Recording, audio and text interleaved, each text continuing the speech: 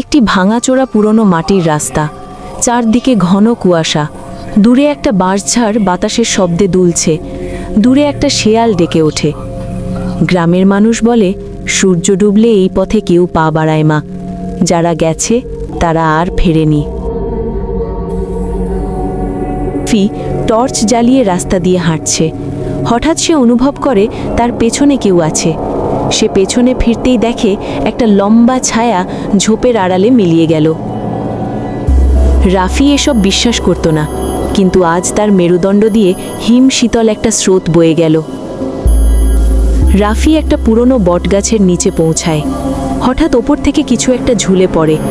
টর্চের আলো ফেলতেই দেখা যায় একটা সাদা কাপড় পরা অবয়ব, যার পা উল্টো দিকে ঘোরানো এবং চোখগুলো আগুনের মতো জ্বলছে। একটা বিকট অট্টহাসি বা হাড় মরমর করার শব্দ।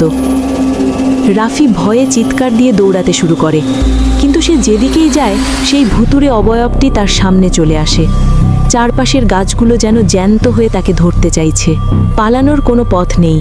এই গ্রাম আজ তার রক্ত চায়। চারপাশ থেকে আরও অনেক ভূত আসতে থাকে তাদের দুজনের উপর হামলা করতে, আর তারা দুজন কোনো দিক না তাকিয়ে দৌড়তে থাকে। ভূতগুলো যেন কোনো মতেই তাদের পিছু ছাড়ছে না। পুরো গ্রাম যেন বলে ওঠে, আজ এদের রক্ত চাই। ওরা পালাতে থাকে, আর চারিপাশে কেমন জানি আওয়াজ হয়। রাফির টর্চটা মাটিতে পড়ে ভেঙে যায়। চারপাশ অন্ধকার হয়ে আসে।